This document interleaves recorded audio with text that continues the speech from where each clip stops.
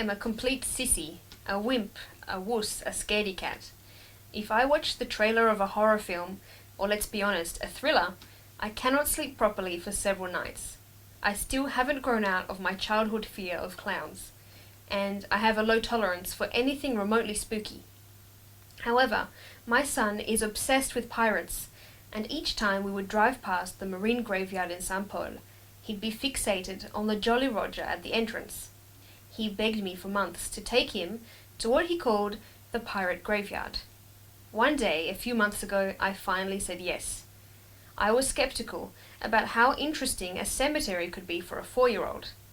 But surprisingly, we both ended up really enjoying our little outing. For starters, it is a beautiful cemetery. On a sunny day, the contrast between the sparkling blue water of the St. Paul Bay, the black sandy beach, the cliffs, and the lush green plants all around is breathtaking. The cemetery is also well organized, with signs pointing out the most famous or significant graves. Most of all, I appreciated the historical explanations placed throughout the graveyard on black metal scrolls. The marine graveyard is the final resting place for not only pirates, but writers and political figures in Réunion's history. I could finally understand why so many street signs or schools were called Eugène Daillot or Le Comte de Lille. There were even extracts from their poems hung up around the place. Being a history geek, it was fascinating to read about certain people's impact on modern Réunionnese society. Well-known families, such as Desbassins and Panon, were there, but so were many lesser-known doctors, naturalists, and entrepreneurs. The most famous grave, and the one that brings in so many tourists, is La Buse.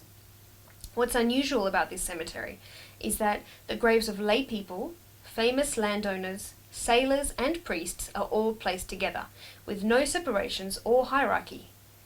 When the cemetery was established in 1788, some members of the public called for a racially segregated graveyard.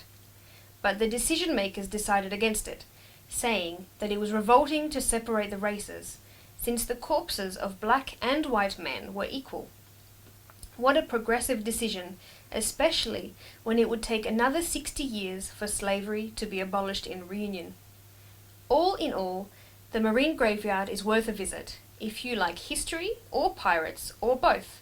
And don't worry, it's not that spooky.